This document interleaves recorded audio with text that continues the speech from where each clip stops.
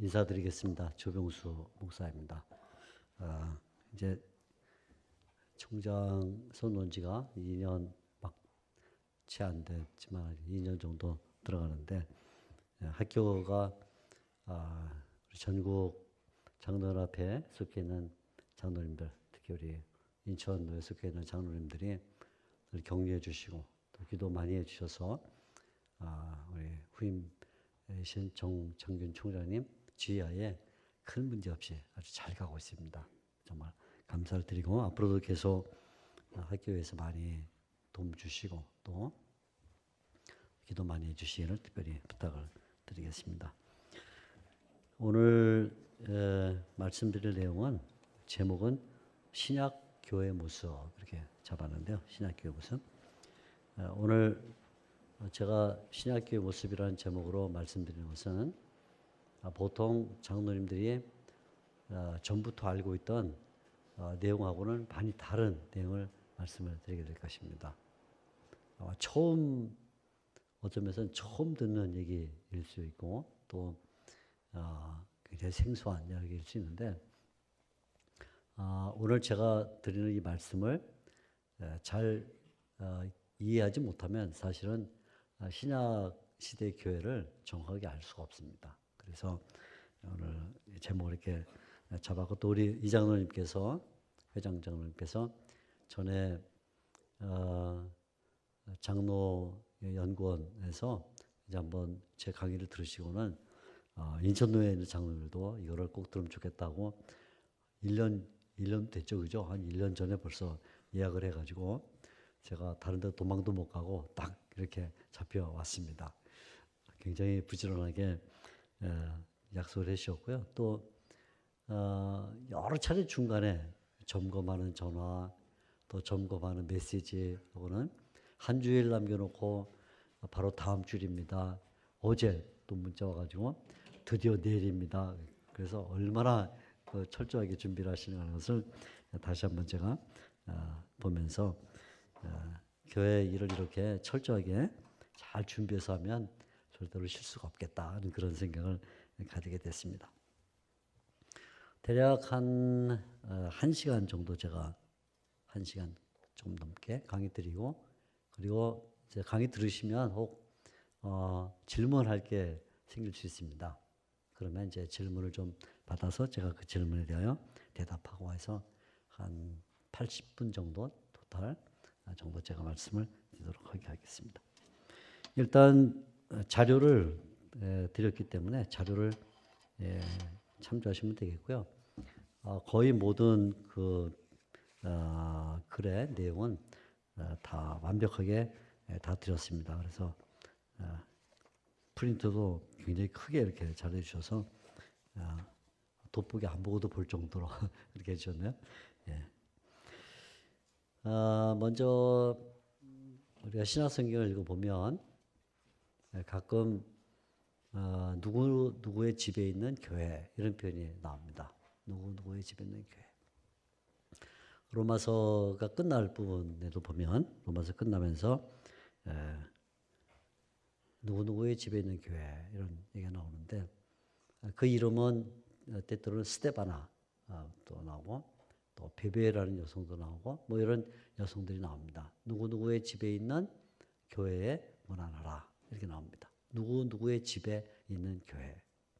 그러니까 이 말을 금방 우리가 알아들을 수 있겠죠. 옛날에는 교회를 우리처럼 이렇게 건물을 져서 멋있게 세워놓고 그렇게 예배드리는 게 아니라 어떤 사람의 집에서 예배를 드렸구나 이렇게 금방 알 수 있습니다. 왜 옛날에는 교회가 없었을까? 교회당 또는 예배당이 없었을까? 여러 가지 이유를 말할 수 있는데 첫째는 성도가 많지 않기 때문에 예배당을 지을 만한 경제력이 없죠. 그죠? 그러니까 건물을 지으려면 당연히 뭐 헌금이 있어야 되고 그걸 가지고 땅을 사고 집을 지어야 되는데 성도가 몇 안 되니 당연히 땅을 사거나 집을 지을 수가 없다. 그러니까 워낙 성도가 작아서 그것이 불가능했다. 예. 첫 번째 이유가 됩니다. 두 번째 왜 초대교회는 교회 건물을 짓지 않았는가? 그러면 두 번째는 핍박을 받는 시대였기 때문에 박해, 로마 정부 또는 유대인들 이렇게 박해를 받으니까 교회를 쳐놓으면 당연히 모든 핍박의 폭격이 다 날라오겠죠. 그죠? 교회가 없으면 뭐 핍박할 게 없지만 딱 십자가 걸어놓고 이게 교회다 그러면 박해하는 사람들이 지나가면서도 돌 던지고, 그죠? 또 일부러 뭐 사람 들어와서도 행패를 부릴 수 있고, 그러니까 교회를 지을 수 없었던 두 번째 이유는, 첫째는 경제적 이유고 두 번째는 시대가 박해의 시대였기 때문에 교회를 당연히 지을 수가 없었다.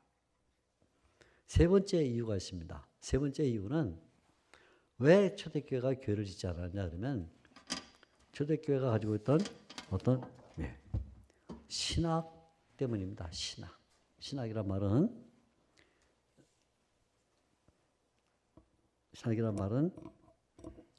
초대교회는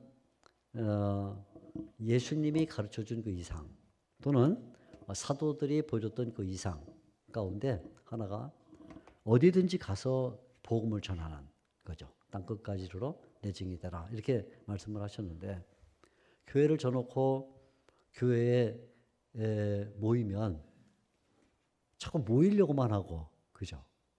어차피 우리가 돈 들여서 애써서 지은 집이니까 그걸 활용해야 되지 하고는 모이기만 하고 당연히 흩어지지 않겠죠. 그러면 예수님께서 땅끝까지 이르러 내 증인이 되라. 그리고 또 바울에게 내가 너를 세상의 끝까지 보낸다 그랬는데, 그 신학 또 예수님께서 세우신 그 정신이 실현이 안 되기 때문에 당연히 교회를 짓지 않았다.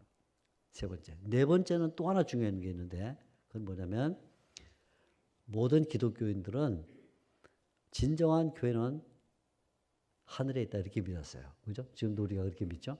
우리의 고향은 하늘이다, 천국이다 이렇게 믿었으니까 땅에다가 교회를 짓게 되면 하늘을 바라보지 않고 계속 땅에 있는 예배당만 바라보고, 어떻게 하면 예배당을 예쁘게 만들까, 어떻게 하면 예배당을 잘 건축할까 하다 보면 천국에 대한 소망을 잃어버리니까 하늘나라에 대한 참교회, 하늘에 있는 교회를 바라보도록 하기 위해서는 땅에 교회를 지을 이유가 없었다. 이해가 되셨죠? 왜 초대교회는 예배당이 없었는가? 굉장히 제가 지금 중요한 얘기를 드렸어요. 그러니까 제일 원시적으로는 경제력 때문이다. 돈이 없어서. 두 번째는 핍박을 받으니까 한 곳에 집중하게 되면 폭격을 받아서 기독교가 멸망해 버리기 때문이다. 그죠? 세 번째는 복음을 전하러 자꾸 나가야 되는데 어떤 예배당이라는 곳에 모이기만 하면 안 되니까. 네 번째는 하늘에 우리의 참교회가 있기 때문에 땅에 있는 곳에 너무 마음을 쓰지 않도록. 이게 다 이런 것들이 이제 초대교회 예배당을 짓지 않은 그런 이유입니다. 그 대신에 그렇게 예배당을 짓는 대신에 초대교회는 그래서 어떻게 그런 모임을 가졌냐면 가장 중요한 것이 집에서 모임을 가졌단 말입니다. 집. 자, 그래서 이제 오늘부터 지금부터는 제가 도대체 초대교회 교인들이 집에서 모임을 가졌다고 할 때 그 집이 어떻게 생겼냐 하는 것을 설명을 드릴 거예요. 그걸 알면 그래서 초대교회 교인들이 집에서 예배를 드릴 수밖에 없었구나 하는 것을 알게 됩니다. 자, 오늘 제가 좀 화면을 좀 보여드리는데요. 글씨가 많기 때문에 좀 이렇게 체크를 해가면서 몇 가지를 말씀을 드리겠습니다. 자, 금방 말씀드렸지만 이게 로마서 16장 5절, 그 다음에 또 고린도전서 16장 19절, 로마서 16장 5절, 골로새서 4장 15절, 빌레몬서 2절 이런데 이제 보면 누구누구의 집에 있는 교회라는 이런 표현이 나옵니다. 집, 우리가 관심을 가질 것은 어떤 집에 있는 교회. 당시에 집은 어떻게 생겼을까 하는 것을 우리가 봐야 되겠죠. 당시는 당연히 로마 세계였습니다. 로마 세계. 그래서 이 로마 세계 안에 초기 기독교가 자리를 잡게 되는데 이 기독교가 자리 잡은 이 로마 세계의 집들이 어떻게 생겼냐? 그 집에서 이제 모였으니까요. 이걸 우리가 좀 볼 필요가 있습니다. 로마 세계에 있던 집은 구조가 우리가 가지고 있는 집하고는 상당히 다른 그런 구조를 가지고 있습니다. 여러분들에게 두 가지 그림을 드렸는데 두 번째 페이지에 보면 첫 번째 그림이 나옵니다. 이것은 사실은 로마식의 집이 아니라 로마가 아직 세계를 제패하기 전 그리스 사람들이 가지고 있던 집입니다. 그리스 사람들 집은 어떻게 생겼냐면요. 이렇게 집이 생겼습니다. 좀 굉장히 단순한 집인데 보면 이제 현관이 여기 있어요. 이렇게 현관에 들어가면 바로 마당이 나옵니다. 우리나라 집하고 좀 비슷한 그런 면모가 있어요. 들어갑니다. 그러면 양쪽에 이렇게 방들이 있습니다. 여기는 이제 주로 식당으로 사람들이 모여서 밥을 먹고 하고, 그 다음에는 여기에 이렇게 긴 복도가 있습니다. 마당을 통과하면 복도가 있는데, 복도 뒤에 방이 하나, 둘, 셋, 그 다음에 화장실도 하나 있고, 방이 이런 구조로 되어 있습니다. 언뜻 보면 우리나라 옛날 한옥하고 좀 비슷하죠. 마당에 들어가면 양쪽에 사람들이 와서 좀 잘 수 있는 그런 사랑채 이런 것이 있고, 마당 뒤쪽에 이렇게 여러 방이 있어서 안방이 있고 이렇게 있는 것처럼 이런 구조를 가지고 있습니다. 근데 이것은 이제 그리스 사람들이 가지고 있던 집인데, 로마 사람들은 이 그리스 사람들이 가지고 있던 집의 모양을 별로 따르지 않았습니다. 따르지 않고 다른 방식을 따르는데, 여러분들이 3페이지에 들어있는 그림이 되는데, 대략 이제 이런 집의 모양을 이제 가지게 되는데, 조금 발전이 됩니다. 그림이. 자, 그리고 좀 더 발전된 형태는 바로 이 4페이지, 여러분들이 4페이지에 보면 아래쪽에 이제 집이 하나 나오는데요. 자, 이 집 한번 보세요.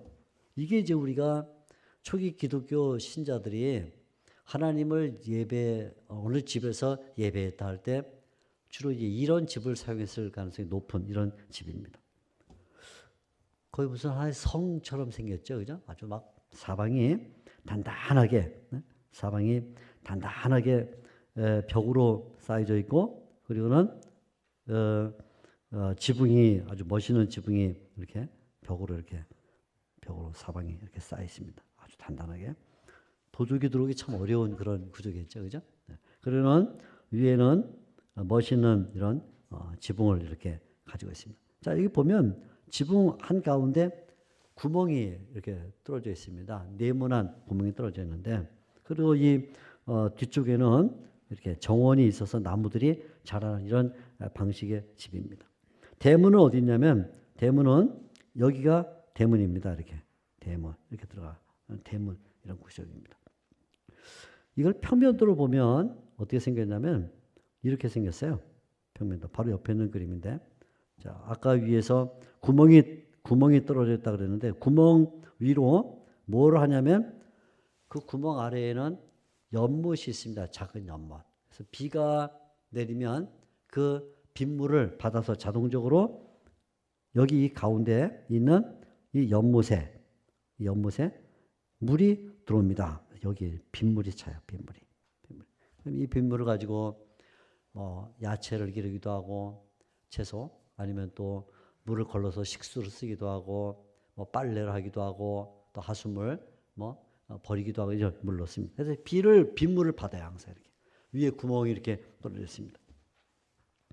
그리고는 그 옆에는 이 물통 옆에는 여기는 일종의 정원과 같은 그런 개념으로 되어 있습니다. 아까 말씀드린 것처럼 대문은 여기 있어요. 대문 이렇게 들어옵니다. 그러면 대문 들어오면 바로 앞에 정원이 나오면서 정원 가운데는 빗물을 받는 이런 우물이 하나 이렇게 들어있고, 그 다음에는 양쪽으로 들어오면서 대칭 구조로 방들이 있습니다. 방이 있는데 이렇게 이 방들은 사람이 사는 방이 아니라 길 쪽에, 여기가 길인데 이렇게 길. 이 길 쪽에 문을 내놓고 이 집이 누구한테 세를 줘서 장사를 하는 집입니다. 장사를 하는 샵입니다. 가게. 예를 들어 신발도 팔고 아니면 뭐 포목도 팔고 양철도 팔고 이런 집입니다. 그 방들을 세로 줍니다. 사람이 살지 않고 일종의 가게로 쓰는 것이죠. 실제로 주인은 어디 사냐면 주인은 여기에 삽니다. 이 안쪽에 이렇게. 그래서 사람이 누군가가 문 쪽에서부터 이렇게 들어오게 되면 주인은 여기 앉아 있다가 눈을 들어보면 아 누가 들어오는구나, 애가 들어오는구나, 아니면 어른이 들어오는구나, 노예가 들어오는구나, 혹은 나한테 빚 갚을 사람 또는 돈을 빌려주는 사람이 들어오는 것을 다 알 수 있습니다. 혹은 무슨 경찰이 들어오면 아 경찰이 들어오구나 하는 걸 다 볼 수 있어요. 딱 보면 이 정중앙에 이렇게 시야가 딱 열려있는 이런 구조입니다. 그 뒤에는 정원으로 나가는 문이 있고 그리고는 이 부분은 정원 부분입니다. 정원. 그래서 뜰이 뒤에 있어요. 여기는 앞에 마당이 있지만 실제로 나무를 기르고 채소를 기르는 뜰은 뒤쪽에 이렇게 배치를 하는 이런 구조입니다. 자, 이 집에서 어떤 일이 벌어지는가 하면 이 로마 사람들이 살던 이 집은 오늘날 우리가 살고 있는 집 개념하고는 그 활용도가 상당히 다릅니다. 오늘날은 집 그러면 이것은 개인 공간입니다. 그래서 우리도 뭐 집에 들어가려면 열쇠를 뭐 열고 아니면 뭐 버튼을 누르거나 하고 들어가면 자기 가족만 들어오는. 그래서 일종의 집이란 것은 오늘날은 다 사생활을 하는 공간이 집입니다. 그렇죠? 외가 사람들이 들어오면 당장에 경찰에 신고해서 경찰이 와서 무단 침입으로 뭐 체포를 하거나 그럴 수 있죠. 그러니까 오늘날 우리가 살고 있는 이 집은 보통 다 폐쇄식 집입니다. 폐쇄. 개방되어 있지가 않습니다. 아무나 들어올 수 없고 또 자기 가족만 들어와서 사생활을 하고 있는 그런 집입니다. 그런데 이 로마의 집은 오늘날 우리하고는 완전히 다른 성격을 가지고 있습니다. 어떤 성격을 가지고 있냐면 이 로마의 집은 근본적으로 사생활을 하는 집이 아니라 여기는 공무를 하는 집이다. 공무. 그래서 물론 이 집에 가족들이 살긴 살아요. 방이 지금 여러 개가 있잖아요. 예를 들면 위아래 쪽에 여러 개 방들이 들어 있어서 위쪽에 보면 C라고 쓴 이런 공간들이 나오는데 예를 들어 여기 C, 또 여기도 C. 이런 다 작은 방들인데 여기는 아이들도 살고 또 노예들도 살고 또 이렇게 삽니다. 물론 주인은 당연히 이 뒤쪽에 살겠죠. 이게 가운데 이 타블이라는 쓰는 여기는 이제 거실이라는 말인데 거실이 있고 이쪽에는 안방, 이쪽에는 뭐 건너방 이렇게 주인이 살겠죠. 앞쪽에 있는 이 작은 방들은 대부분 이제 손님이나 아니면 노예들이 사는 그런 방입니다. 이렇게 이 집에서 주인이 가정생활을 하고 있긴 하지만 그 집은 사생활을 하는 집이 아니라 사생활을 목적으로 한 집이 아니라 공적인 업무를 하는 집입니다. 그래서 이 집 구조 자체가 대칭 구조를 가지고 위아래로 이렇게 두 구조로 이렇게 나눠져 있는 것은 그 이유가 뭐냐면 처음부터 사람이 들어오게 되면 누가 들어오느냐 하는 것을 확인하도록 한 그런 집입니다. 이 집에 누가 주로 들어오냐면 들어오는 사람들이 여러 종류가 있는데 첫째는 만일에 이 집주인이 로마의 행정장관이거나 혹은 뭐 시의원이거나 혹은 아무튼 뭐 시정부와 관련된 이런 일을 하는 사람이면 그 시의 행정을 하는 사람들이 결제를 받으러 옵니다. 결제를 이 집으로 바로 이 타블림이라고 하는 이 곳으로 결제를 받으러 옵니다. 그럼 결제를 합니다. 첫째, 그러니까 완전히 공무를 하는 곳이에요.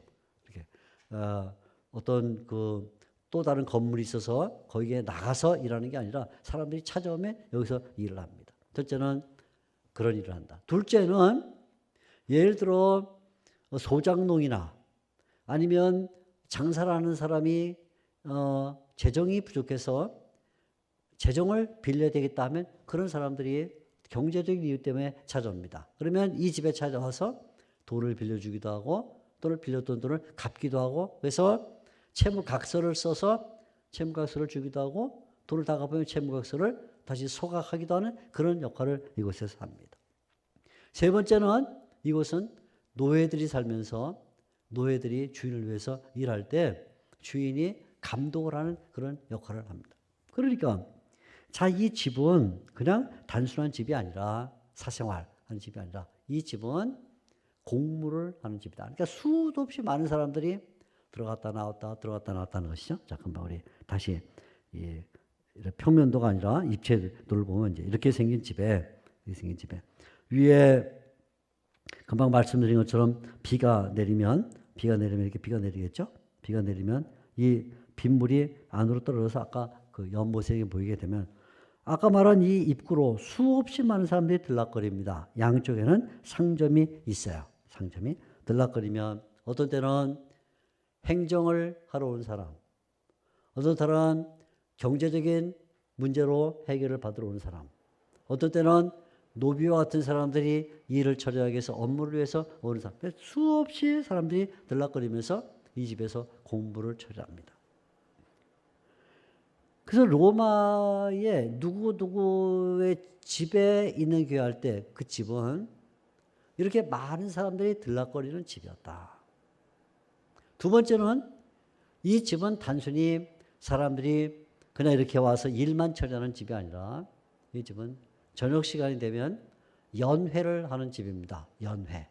많은 사람들이 금방 본 것처럼 이렇게 지금 많이 제가 낙서를 했는데요. 낙서를 좀 다 지워버리면요. 낙서한 걸 좀 다 지울게요. 다 지워요. 다시. 자, 이렇게 생긴 집입니다. 보면, 금방 말씀드린 대로 여기 이 거실은 주인이 항상 맞은편 이 입구를 바라보면서 늘 앉아 있습니다. 낮에도 앉아 있고 아침에도 앉아 있고 저녁에도 앉아 있습니다. 저녁 시간 되면 바로 이 공간은 연회장으로 사용을 합니다. 그러면 자기에게 가장 가까운 사람들을 초대합니다. 예를 들면 자기를 포함해서 여기는 보통 한 9사람 정도가 앉습니다. 9사람. 자, 한번 앉혀볼까요? 사람을 먼저 하나, 둘, 셋. 또 여기도 하나, 둘, 셋. 그 다음에 여기도 하나, 둘, 셋. 이렇게 앉습니다. 3명이. 그리고는 이 앞쪽은 사람이 앉질 않아요. 이 앞쪽은 이렇게. 그러니까 사람이 앉는 부분은 어디 앉냐면 하나, 둘, 셋. 하나, 둘, 셋. 하나, 둘, 셋. 이렇게 9사람이 주로 앉습니다. 앞쪽을 왜 열어놨을까요? 여기는 왜 사람이 앉지 않을까요? 여기 사람이 앉으면 이 입구에서 누가 들어오는지 안 보인다 그 말이에요. 그죠? 사람이 딱 막아버리지 안 들어오잖아요. 그러면 여기 혹시 뭐 지나가던 개가 들어오는지 혹은 뭐 거린이 들어오는지 안 보이면 문제가 발생할 수 있기 때문에 항상 이 앞쪽은 열어놓고 있다. 그래야만 앞을 보니까. 그래서 연회를 하면 이 연회실이라고 불리는 바로 이 공간에는 항상 9사람이 앉았어요. 9사람. 그리고 주인은 어디 앉냐면 주인은 대체적으로 이 자리에 앉습니다. 이렇게 앉습니다. 그렇게 앉는 이유가 있어요. 왜냐하면 당시 로마 시대의 사람들은 로마의 풍습은 밥을 먹을 때 왼쪽 팔로 이렇게 상에다 기대고 그리고는 다리를 쭉 펴고 이렇게 절반 정도 누워서 앞에 음식이 놓여지면 그 음식을 주워서 먹었어요. 이렇게 이쪽은 쓰지 않고 이렇게. 그러니까 여기 앉으면 왼손을 기대고 오른쪽으로 음식을 먹으니까 바로 여기에서 이쪽 장면을 보기가 좋아요. 그럼 주인이 늘 문에서 누가 들어오는가를 보고 있다가 혹 불필요한 사람이 들어오면 노비들한테 저 사람은 들어오지 못하게 하라 이렇게 말을 해야 되니까 이렇게 앉아있는 거죠. 9사람. 거의 밤마다 연회를 했습니다. 자기 친구들, 가장 가까운 친구들. 아니면 자기하고 어떤 경제적인 뭐 사업을 하든가 아니면 재정을 함께 운영을 하든가 이런 사람들을 불러서 함께 어떤 사업을 할 것인가 논의하기 위해서 사람들로 거의 매일 밤, 물론 뭐 월요일 밤은 친구들, 아니면 화요일 밤은 뭐 행정장관들, 수요일 밤은 자기하고 사업하는 사람 이렇게 바꾸긴 했지만 아무튼 거의 매일같이 이렇게 연애를 베풀었습니다. 그러다가 만일에 조금 넓게 사람들을 모아서 연애를 해야겠다 생각을 하면 그때는 이 거실에 들어갈 수 있는 사람이 너무 제한되기 때문에 사람들을 바로 이 뜰에 사람들을 모이게 할 수가 있었습니다. 예를 들면 한 10사람, 좀 더 많은 20사람 이렇게 모이면 안에서는 고위직에 있는 사람들이 주로 연애를 하고 밖에서는 요 아래에서는 약간 그보다 낮은 사람들이 연애를 할 수가 있는 이런 장소. 이렇게 늘 낮에는 수도 없이 많은 사람이 들락거리면서 업무를 처리하고 저녁에는 사람들이 모여서 연애를 했다. 그러니까 밤낮이 늘 바쁜 집이죠. 이렇게 바빴습니다. 게다가 한 가지 더 중요한 것은 뭐냐면 로마 시대 사람들은 다시 지우면 로마 시대 사람들은 바로 이 마당에 그냥 마당으로만 쓴 게 아니라 이 마당에다가 어떤 그 주상들을 세웠어요. 기둥을 세웁니다. 기둥을 길게 기둥을 세웁니다. 기둥을 세워놓고 그 기둥에다가 자기 선조의 얼굴, 아니면 로마의 유명한 장군의 얼굴, 또 로마 뭐 종교를 갖고 있는 사람은 로마 종교에 나오는 그런 신들의 얼굴 이런 것들을 올려놓고 마당에 이렇게 세워놨습니다. 어떤 때는 벽에다가 아예 그런 벽감을 만들어서 자기들이 선조 때부터 섬겼던 그 그런 신상을 갖다 놓고 이렇게 모셨습니다. 그래서 아침, 점심, 저녁 시간만 나면 이 집주인이 이 마당에 나와서 자기가 섬기고 있는 이 신들에게 노래도 부르고 기도도 하고 또 자기 소원을 말하는 이런 일을 했어요. 그래서 이 로마 사람들이 가지고 있는 이 정원이라는 것은 그냥 거닐기 위한 아니면 거의 뭐 빨래를 널기 위한 이런 정원이 아니라 일종의 종교 공간이었다 그런 말이에요. 종교 공간. 그래서 아예 순전 처음부터 로마 출신의 사람이면 로마의 신들을 섬겼겠고 만일 이 사람이 게르만족 사람인데 로마의 시민권을 얻어서 살면 자기 선조 때부터 게르만족이 갖고 있던 신을 갖고 와서 섬기고 이런 일을 했어요. 그래서 이 공간 안에서 사람들이 종교 행위를 했기 때문에 우리 집에서 종교 행위하는 것처럼 옆에 집에서도 종교 행위를 해요. 자기네가 섬기는 신을 자기네 섬겨요. 노래도 흥얼거리면서 불러요. 또 건너편 집에도 그렇게 해요. 이렇게 거의 모든 집이 다 자기 집에서 일종의 종교 행위를 했다. 그래서 이런 종교 행위란 걸 가리켜서 가정의 신당을 뒀기 때문에 가정 신당이라 이렇게 불렀어요. 가정 신당. 딱 이 가정 안에 다 신당이 이렇게 들어와 있는 것이죠. 자, 지금까지 제가 말씀드린 이 로마의 집은 이런 점에서 이해를 하지 못하면 누구의 집에 있는 교회라 말했을 때 누구의 집, 도대체 왜 집에서 모이냐 하는 것을 이해하기 어렵게 됩니다. 자, 이제 그러면 이런 로마의 시민들이 자기 집에서 업무를 봐서 낮에는 사람이 수없이 들락거리고 저녁에는 연애를 하느라고 사람들을 모아놓고 연사가 자기 이론을 말하기도 하고 또 갑론을 받고 토론도 하고 저녁에는 연애를 하고 평상시에는 주인이 마당에 있는 이 주상들을 놓고 가서 기도도 하고 자기가 섬기는 신들에게 경배하는 일을 했다 하는 것이 기독교하고는 굉장히 잘 만나는 몇 가지 중요한 점을 가질 수가 있었다는 것입니다. 자, 여러분들에게 드린 그 페이퍼 가운데 이제 좀 뒤로 넘어가면 어디에 나오냐면 13쪽부터 우리 기독교와 관련된 중요한 그 연결점이 나와요. 13절부터. 자, 첫째 연결점은 뭐냐면, 첫째 연결점은, 자, 이런 집에서 모였을 때, 다시 좀 지우겠습니다. 이런 집에서 모이면, 기독교인들이 모임을 갖게 되면, 기독교인들은 수시로 모였어요. 기독교인들은. 주일날 물론 집중적으로 모였죠. 주일 예배를 해서 모였지만, 그 외에도 성경을 공부하기 위해서 혹은 지나가던 사도나 어떤 성경 선생님이 지나가면 그 선생님을 맞이해서 같이 성경을 듣기 위해서 어떤 데는 새벽에 모이기도 하고 낮에 모이기도 하고 주일날은 당연히 모이기도 했습니다.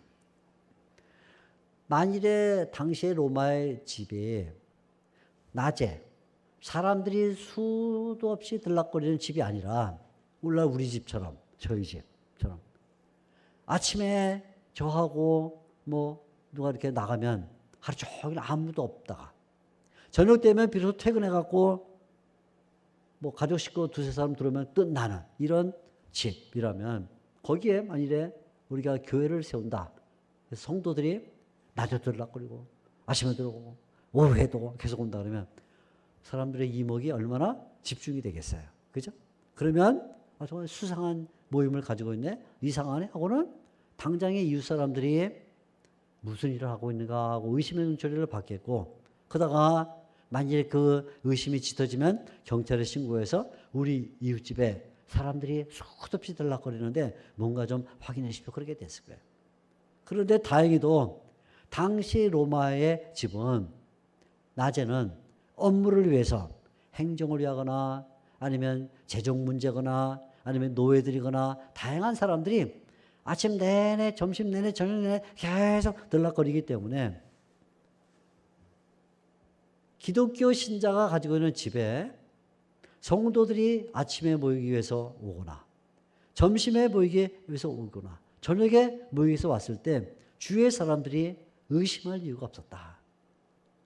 굉장히 좋은 조건을 가지고 있는 거죠. 누가 와도 자기네 집도 사람들이 수없이 들락거리는 것처럼 저 집도 아마 사인을 받으러 결제를 받으러 아니면 돈 꾸러 사람들이 많이 오나 보다 그렇게 생각하고 마니까 누구누구의 집에서 모일 때에 사람들의 의심의 눈초리를 별로 가질 필요가 없었다. 두 번째는 지금 말씀드린 것처럼 이 로마의 집은 단순한 집이 아니라 여기 사람이 모이면 여기서 연회를 했는데 연회를 하게 되면 항상 사람이 그 자리에 앉아요. 앉으면 하나 둘 셋 이렇게 여기도 하나 둘 셋 앉아서 그 가운데 어떤 한 사람이 연사가 가운데 앉아서 말을 하면 남은 사람들은 잘 듣는데 그것은 누구나 누구의 집에서나 저녁 때 되면 하는 일이기 때문에 예를 들어 조병수라는 사람의 집에 저녁에 사람들이 한 7, 8명 이렇게 모여서 뭔가 연애를 하고 있는 것처럼 보이는데 한 사람의 연사가 계속 1시간 동안 얘기를 해도 자기네 집에 연애를 하면서 연사가 와서 얘기하는 것과 별로 다르게 느껴지지 않기 때문에 여기에 성경교사나 혹은 사도나 아니면 무슨 이런 사람이 와서 성경을 강론하고 가르쳐도 주위의 사람들이 의심할 필요가 없었다. 그러니까 여기에 주인은 아까 어디 한다 그러면 주인은 여기에 이제 주인이 안다 여기에 주인이 안다 그랬으니까 주인만 배석을 하고 있다면 연사가 1시간이건 2시간이건 계속 강론을 해도 다른 사람의 방해를 받지 않는 그런 구조를 가지고 있었다. 세 번째는 로마의 집은 단순한 가정집이 아니라 그 자체가 종교 활동을 하는 집이었기 때문에 여기에 사람들이 모이는데 그만 예를 들어 주일 아침에 사람들이 한 20명, 30명 모이게 됐다 할 때 이 거실에는 다 들어갈 수 없으니까 나머지 사람들이 뜰에 한 20명, 30명 정도 더 앉아서 같이 모임을 가져도 의심할 바가 없는 거예요. 사람들이 오늘 좀 많이 왔나 보다 이렇게 생각을 하는 것이고 게다가 신자들이 모여서 큰 소리가 아니라 나지막한 목소리로 찬송을 부르거나 함께 성경을 낭독을 해도 이미 모든 로마의 사람들 집에는 다 신상을 세워놓고 이 안에서 종교행위를 하고 있었기 때문에 저 사람들도 종교행위를 하는데 오늘 좀 많이 모여있네. 뭐 그 정도의 차이밖에는 있지 않았다. 그러니까 초대교회 성도들이 가정집에서 아까 말했죠. 누구누구의 집에서 모여서 교회를 이뤘다고 말할 때 그 집에 모인 그것은 복음이 안정화되고 또 복음이 전파되는 초석을 놓을 수 있는 좋은 조건을 갖추고 있었다는 것을 우리에게 보여주고 있는 것입니다. 왜 초대교회가 도시 안에서 모이기를 좋아했는가? 집은 도시 안에 있으니까요. 왜 도시 안에서도 가정집에서 모이기를 좋아했는가 하면 그것은 단순히 아까 처음 말한 것처럼 집을 지을 만한 경제가 없기 때문에 또는 정치적으로 핍박을 당하는 시기 없기 때문에 또는 자꾸 흩어져야 되는데 모이기만 하면 안 되기 때문에 또는 더 나아가서는 하늘에 참 교회가 있는데 땅에 있는 교회를 너무 사랑하면 안 되기 때문에 라는 이런 어떤 신학적이며 사회학적인 당시에 이런 그 배경과 관련된 이유가 있지만 그럼에도 불구하고 초대교회 성도들이 후퇴어 집에 모인 까닭은 그것은 아주 명쾌한 이유가 있다. 뭐냐면 당시에 로마 사람들의 집이 그런 용도로 이미 사용되고 있었고 또 많은 사람들이 그런 용도로 사용하는 것을 이상하게 생각하지 않았으니까 거기에 모였을 때 효과적으로 성경을 배우고 효과적으로 말씀을 듣고 할 수 있는 가능성이 있다. 베드로 사도행전 12장에 보면 베드로가 헤롯에 의해서 체포를 당했다가 사형을 당할 위기의 순간에 천사의 도움으로 옥문을 열고 나왔습니다. 그래서 천사의 도움으로 옥문을 나온 이 베드로가 찾아간 곳이 있어요. 어디로 찾아갔죠? 마리아라는 여성의 집을 찾아갔습니다. 마리아라는 여성을 찾아갔어요. 자, 보세요. 그림을 다시 한번 보겠습니다. 그 찾아간 집은 아마 대략 이렇게 생긴 집을 찾아갔을 거예요. 이렇게 집을 찾아갔습니다. 베드로가 지금 이 집을 찾아왔습니다. 찾아와서 베드로가 어디 서 있냐면 여기 베드로가 찾아와서 문 앞에 섰습니다. 베드로가. 대문은 이곳이 대문이라고 얘기를 했습니다. 문을 두들겼겠죠? 문을 두드렸습니다. 그랬더니 안쪽에서 여자아이가 한 명 쪼로로 달려나왔습니다. 이름이 로데라 하는 아이가 달려나왔습니다. 자, 그러니까 지금 대문을 두들겼다 하는 그 말은 이런 집 모양을 가지고 있었다는 말이고 베드로가 그 안에 들어가 보니까 마리아를 비롯해서 여러 사람들이 기도를 하고 있더라. 그렇게 설명을 합니다. 기도를 하고 있더라. 성경에 그렇게 되어 있어요. 기도를 마쳤더라. 1시간쯤 전에 기도했더라. 그게 아니라 기도를 하고 있더라. 기도하는 중이라 이렇게 말합니다. 그 말은 이 안에 지금 최소한 아까 말한 것처럼 연사를 중심으로 한 9사람, 그죠? 마당에 대략 한 몇 사람. 또 이 집은 지금 아직 구조가 큰 집은 아니라 그죠? 2층이 간신히 한 이 정도에만 2층 구조가 보이는데 만일에 마리아의 집이 이것보다 한 2층 정도 더 큰 집이라면 위아래층까지 다 해서 한 100여 명 정도가 들어갈 수 있는 그런 집이었기 때문에 바로 이런 구조 속에서 기도를 하고 있었을 것이다. 그리고는 거기에서 교회로 모이고 있었다. 이렇게 볼 수 있죠. 베드로가 이 집에 찾아왔을 때 야고보를 만나고 싶었습니다. 당시 지도자는 야고보였으니까. 그런데 뭐라고 말하냐면 야고보는 다른 곳에 있더라. 이렇게 말했어요. 다른 곳에 있더라. 그러니까 야고보는 지금 이러한 마리아의 집과 비슷한 어디 예루살렘 어딘가에 또 하나의 집에 야고보가 예배를 하고 있던가 모임을 갖고 있었다는 말이죠. 여기는 지금 베드로가 찾아온 집이고 그래서 이 이야기가 끝날 때 어떻게 끝나냐면 베드로가 야고보가 다른 데 있다는 것을 알고 베드로가 이 집을 떠나서 또 다른 곳으로 가더라 이렇게 돼 있어요. 또 다른 곳으로 갔더라. 제3의 곳으로. 그러니까 최소한 이 사도행전 12장에 3개의 가정집이 나오는데 첫째는 베드로가 처음에 찾아갔던 마리아의 집. 두 번째는 어딘가에 있는 야고보가 지금 있는 집. 세 번째는 야고보가 있는 집도 아니라 이 마리아의 집도 아닌 베드로가 간 제3의 곳. 예루살렘에 최소한 이러한 가정집을 이용한 교회가 3곳이 있었다 이렇게 볼 수 있는 거죠. 그 외에도 더 많이 있었을 거예요. 아마 더 많이 있었겠지만 일단 사도행전 12장만 보면 사도행전 12장에는 이렇게 3개의 교회가 나오는 것을 볼 수 있습니다. 그러니까 이것은 우리에게 무엇을 시사해 주냐면 만일에 초대교회가 이렇게 가정집을 이용하지 않고 교회를 짓자. 우리도 유대인들이 회당을 짓는 것처럼 로마 사람들이 무슨 그리스 사람들이 제우스 신전을 짓는 것처럼 우리도 우리가 섬긴 하나님을 위해서 성전을 짓자고 성전을 졌더라면 첫째 어떤 문제가 있었겠는가 하면 복음이 세계에 확산되는 이 일이 굉장히 느려지고 말았을 것이다.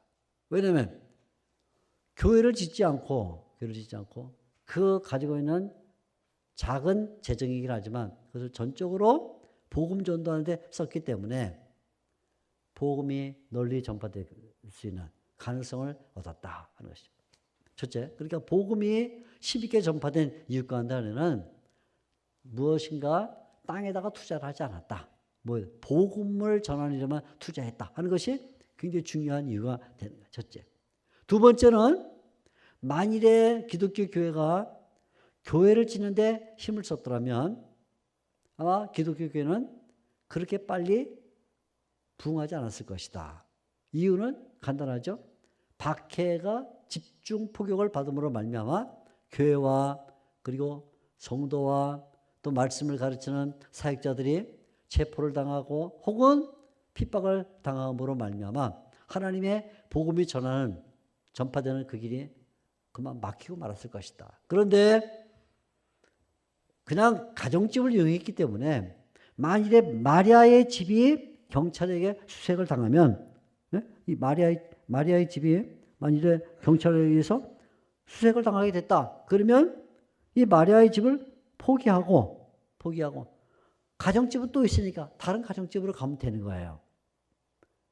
그렇죠? 아주 간단하죠? 예수를 믿는 사람들은 작거나 크거나 아무튼 가정집들을 갖고 있었을 테니까 그러면 이 집이 경찰에게 습격을 당했대. 그러면 이 집에 안 모이고 그 다음에는 누구네 집에 모이자고 그 집에 모이면 되니까 박해의 시대에 어떤 거점을 마련하지 않았다는 것은 교회가 박멸당할 수 있는 위험을 저절로 피한 것이 된다. 굉장히 지혜로운 방식을 취한 것이다. 첫째는 일부러 교회를 짓지 않아도 되니까 그 투자할 돈을 복음 전선에 투자를 했으니까 힘있게 복음이 전파됐다. 두 번째는 공격을 받을 수 있는 위험을 스스로 벗어나는 법을 알고 있어서 언제든지 위험한 처지가 되면 다른 집으로 가면 되니까 큰 박해에 어려움을 당하지 않을 수 있었다. 세 번째는 기독교인들이 이 땅에서 나그네다라고 증거하는 가장 중요한 그 모습이 교회를 통해서 나타난 거예요. 만일에 기독교인들이 계속 어떤 한 곳에 집중하고 교회를 졌더라면 사람들에게 복음을 전하면서 우리는 하늘을 바라보는 사람들입니다. 우리의 본향은 천국에 있습니다. 그렇게 주장할 때 예수 믿지 않는 사람들이 천국에 본향이 있다 그러면서 왜 그렇게 땅에다가 뭘 짓고 땅에 뭘 만들고 하는데 그렇게 열심을 내냐? 그러면 이율배반적이죠. 그렇죠. 말로는 우리는 천국을 바라봅니다. 우리의 참교는 하늘에 있습니다. 우리의 본향은 천국입니다. 그렇게 말하면서 그렇지 않고 땅에 집중하게 되면 그때는 예수 믿지 않는 사람들이 복음을 들을 때 너희는 말하는 것과 실제로 생활하는 게 다르지 않냐 이렇게 해서 복음 전하는 일이 상당히 방해를 받을 수도 있는데 초대교회 신자들은 자기의 삶과 그리고 그 가르치는 신학 또는 복음 전도에 동일한 면을 말하고 있었기 때문에 복음을 듣는 사람들이 감동적으로 받아들일 것이다. 왜냐하면 당시의 모든 사람들은 다 금으로 신전을 짓고 금신상을 갖다 놓고 아까 말한 것처럼 집안에 주랑을 세우고 거기다가 뭐 금으로 만든 자기 할아버지 금으로 만든 황제, 금으로 만든 쭉 세우는데 기독교인들은 전혀 그런 우상을 만들지 않으니까 누가 봐도 우리하고는 참 색다른 사람들이구나. 저 사람들이 천국을 사모한다는 것은 사실이다 라고 스스로 증거하는 것이 됐다. 스스로 증거. 그러니까 복음으로만 증거한 게 아니라 자기네 삶으로 그것을 증거하는 것이 됐다. 그래서 그리스도의 복음이 전파될 때 사람들에게 훨씬 설득력 있게 전파될 수 있는 근거를 마련하게 된 것이다. 자, 오늘날 우리가 이 초대교회의 이상을 지금 배운다 그러면 우리는 어떤 것을 배울 수가 있는가? 그것이 바로 우리의 이제 적용점이 되는 거예요. 자, 그러면 로마 시대의 집을 잘 활용을 했다. 가장 먼저 우리 어떤 적용점이 있냐면 하나님은 우리가 하나님께서 이미 주신 다양한 환경과 다양한 상황을 잘 응용하기를 원하신다. 새로운 것을 갑자기 만들어내기보다는 이미 하나님이 주신 많은 것들이 있어요. 그것이 문화건 자연이건 아니면 인간이건 어떤 제도건 많이 있습니다. 그것을 하나님이 우리에게 벌써 선물로 주신 것이다. 그리고 그 하나님이 선물로 주신 이 사회의 다양한 문화, 정책, 아니면 제도 또는 물질 혹은 뭐 집이라든가 로마 시대는 집이죠. 집이라든가 이런 많은 것들을 그것을 얼만큼 우리가 활용성 있게 사용할 수 있느냐 하는 것이 우리의 하나의 적용점이 된다 그 말이에요. 우리가 이제 뭔가 자꾸 새로 만들어서 하는 것보다는 이미 주어진 것들을 어떻게 활용할 수 있느냐. 마치 로마 시대 초대교회 교인들이 이미 주어진 가정집을 하나님께 예배드릴 수 있는 말씀을 배우는 이런 공간으로 활용한 것처럼. 그렇죠? 첫째. 그러니까 우리가 오늘날도 특별히 교회에서 중직을 맡고 있는 분들이 자꾸 뭔가 새로 사고 뭔가 새로 만들고 하는 것보다는 이미 있는 것을 그것을 100배 더 잘 사용하는, 이미 주어진 것을 잘 조합을 해가지고 그것이 시너지 효과를 낼 수 있도록 만드는 그 아이디어를 자꾸 낼 필요가 있다. 그죠? 그게 첫 번째 적용점입니다. 집을 이용했다. 두 번째 적용점은 반드시 거대한 것, 굉장한 것만이 주님을 위해서 사용되는 것은 아니다 하는 것입니다. 당시에 유대인들은 예루살렘에 성전을 가지고 있었어요. 로마 사람들이나 그리스 사람들은 신전을 가지고 있었습니다. 그건 엄청난 것입니다. 지금도 우리가 그리스의 아테네 방문하면 파르테논 신전, 이런 신전들을 보면 그게 대략 한 2000년 전 것이 서 있는데도 불구하고 얼마나 그 옛날에 돈을 많이 들여서 노력을 해서 졌는지 지금도 부서졌다고 하는데도 그 앞에 서면 와 할 정도거든요. 예를 들어 로마의 콜로세움 2000년 전에 지어진 것임에도 불구하고 일부가 부서지긴 했어도 그 속에 들어가면 와 그래. 만약에 기독교인들이 처음부터 하나님을 섬기고 믿음의 삶을 사는데 콜로세움을 세우듯이 파르테논 신전을 짓듯이 그렇게 뭔가 엄청난 것을 만들어서 하나님을 섬기라 그랬더라면 기독교회가 이제 막 발 뛰기도 전에 그냥 쓰러지고 말았을 것이다. 근데 기독교회는 처음부터 하나님의 나라를 위해서, 복음을 위해서, 교회를 위해서 자기의 신앙을 지키기 위해서 하는 것은 거대한 일로부터 시작되는 게 아니라 아주 작은 것, 가정집이죠. 가정집이 제일 쉽잖아요. 누구나 다 집이 있으니까 가정집에서부터 시작했다는 그 말은 하나님의 나라가 이루어지는 그 씨앗이 무슨 수박만한 씨앗이 아니라 겨자씨만한 작은 씨앗을 얼마만큼 잘 쓰느냐에 의해서 이루어지는 것이다. 그래서 이미 기독교는 처음부터 우리에게 뭘 이상으로 보여줬냐면 엄청난 것이 하나님의 나라에 효력을 내는 게 아니라 아주 작은 것, 부스러기 같은 것, 미물처럼 보이는 그것도 어떤 신앙을 가지고 쓰느냐에 의해서 그것이 효과를 낼 수 있다는 걸 보여줬다. 그게 작은 것도 작은 것이야말로 주를 위해서 쓰기에 좋다. 세 번째는 가정집을 사용했다 하는 이 말은 그런 목표가 분명했다는 걸 우리에게 보여줘요. 목표. 무슨 목표냐? 우리는 결국은 하늘나라를 지향하고 가는 사람들이기 때문에 때때로 만일에 가정집이 무슨 핍박을 받는 대상이 되거나 할 때는 포기할 줄 알았다. 목표가 뭐냐면 우리는 땅에 있지 않고 하늘에 있기 때문에, 그래서 하늘에 본향을 둔 사람들이 살아간다는 그 모습을 확실하게 자신들의 삶으로 증거를 했다 하는 것이죠.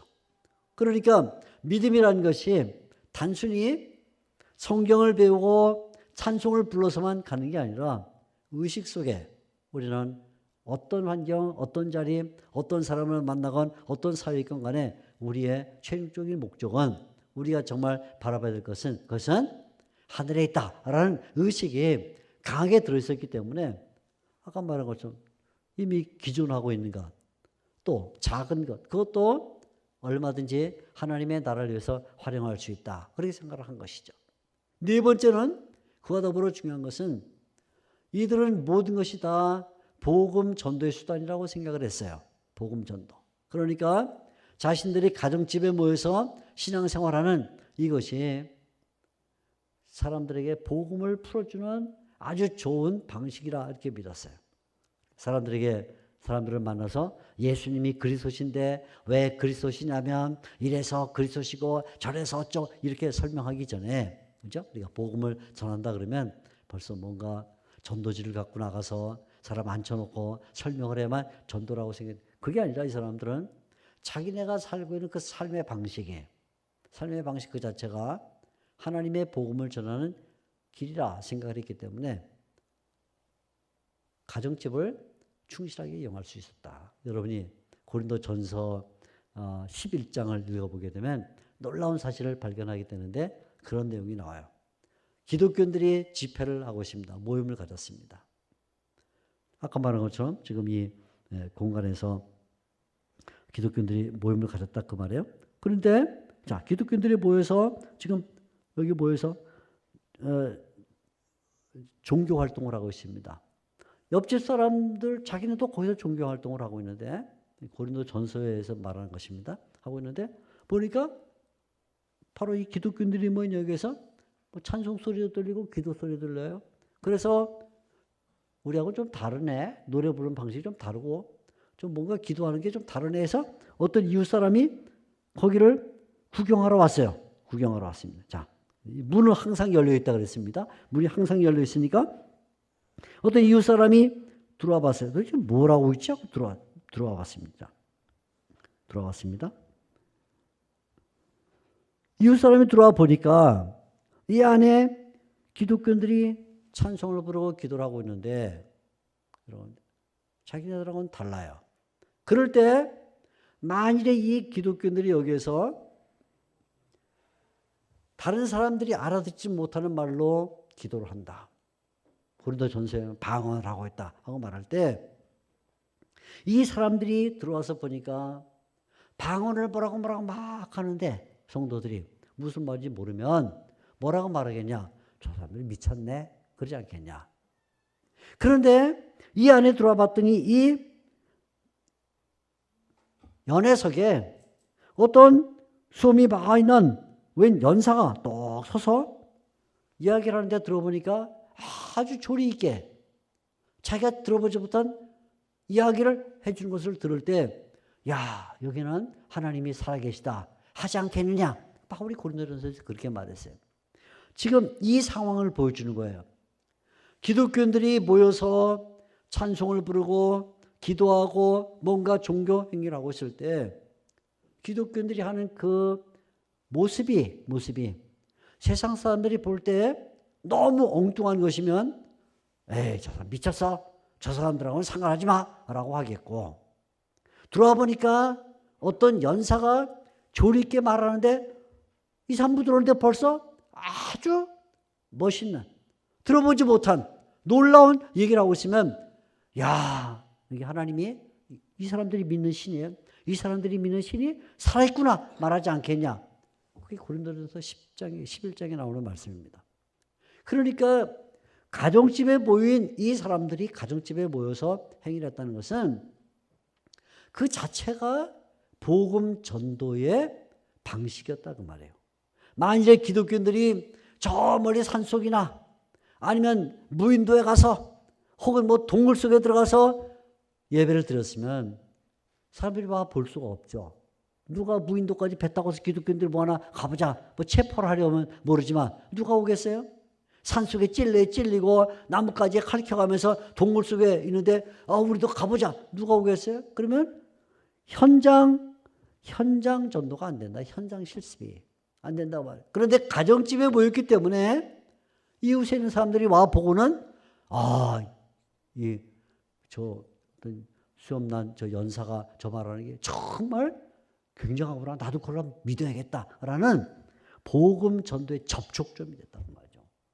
이게 누구누구 집에서 모인 교회의 가장 효과적인 전도 방식이었다. 그거예요. 그러니까 초대교회 성도들은 구태여 예배당을 줘서 뭘 생각하지 않았다. 그 말입니다. 자, 이 말을 들으면서 혹시 여러분들 가운데 이런 오해가 생길 수 있을 거예요. 그러면 오늘날도 예배당을 짓지 말고 지금도 우리 다 가정집에서 모이자. 그죠? 효과가 있으니까, 그죠? 왜 안 될까요? 왜 안 되느냐 하면 이유가 아주 분명히 왜 안 되냐면 처음에 제가 말했던 것처럼 로마의 집은 공적인 장소였어요. 오늘날의 집은 사적인 장소예요. 그러니까 옛날처럼 우리도 가정집을 개방해가지고 하자 하는 것은 시대에 맞지 않는다 그 말이에요. 그러니까 어떤 분들은 제 강의를 들으면 맞아. 야 진짜 목사님 말씀이 맞네. 맞아. 우리가 왜 복음 전하는데 돈을 써야지 교회 짓는데 돈을 써. 그죠? 핍박을 받으면 교회가 핍박을 받으면 부서지니까 가정집에서 하면 핍박이 오면 싹 도망갈 수 있으니까 가정집에서 해야지.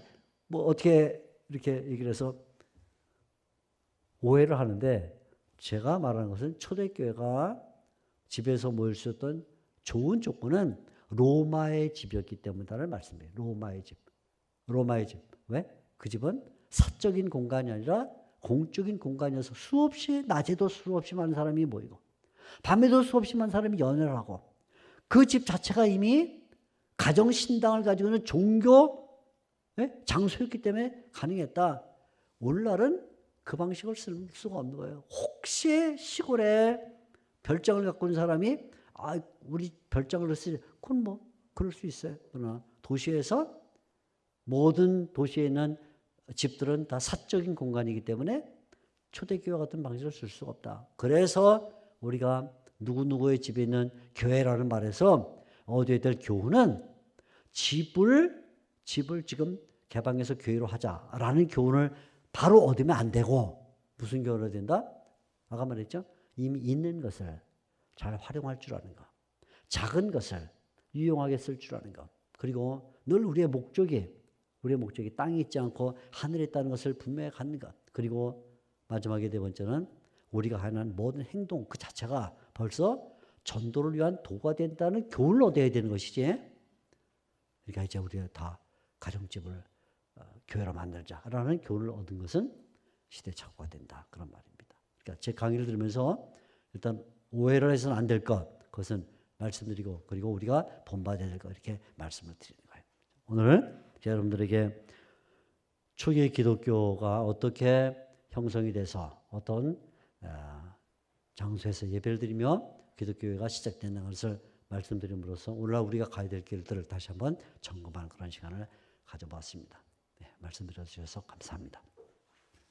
질문을 좀 받겠습니다. 혹시 강의를 들으시면서 질문 하실 게 있으면 말씀해 보세요.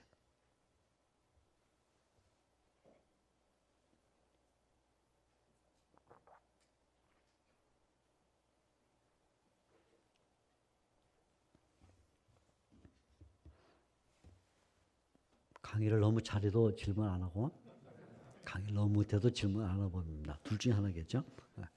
네, 정말.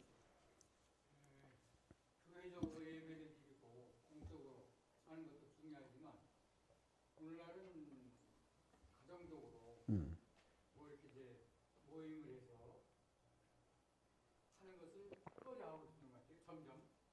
안 한다고요? 네.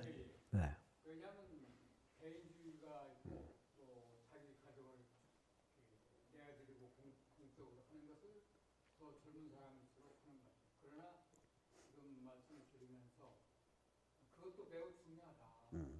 가정교육이 전개되는 방향에 있어서 우선 이제 교육적으로 하는 것도 있지만 그것이 초대교회 그런 것이 오늘날도 앞으로 더 많이 필요하겠다. 그런 것을 네, 맞습니다. 그러니까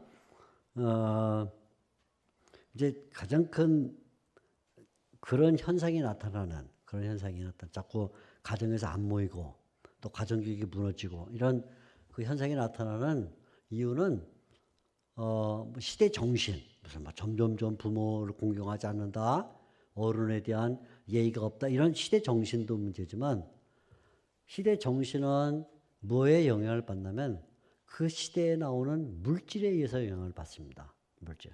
예를 들면 옛날에는 강대상을 쓴다 그러면 주로 나무로 만든 강대상, 육중하게 갖다 놓고 썼어요. 근데 요즘은 대부분 어느 교회를 가든지 이런 소위 예배실뿐만 아니라 심지어는 대예배실도 다 이렇게 유리로 된, 뭐 크리스탈로 된 이런 것들을 갖다 놔요. 물질이 바뀌었어요. 그죠? 물질이 바뀌면서 사람들 마음속에 어떤 생각이 드냐면 지금 만일에 제가 많은 교회들은 이런 유리로 만든 강대상을 쓰려고 하는데 제가 안 됩니다. 우리 교회는 나무로 만든 이 육중한 강대상을 써야 됩니다. 라고 우기면 사람들이 뭐라고 생각하냐면 우리 목사님은 막혔어. 이럽니다. 막혔어. 그래도 이렇게 투명하고 뭔가 이렇게 볼 수 있는 이런 걸 써야지. 딱 자기 가리는 이걸 써? 우리 목사님은 막혔어.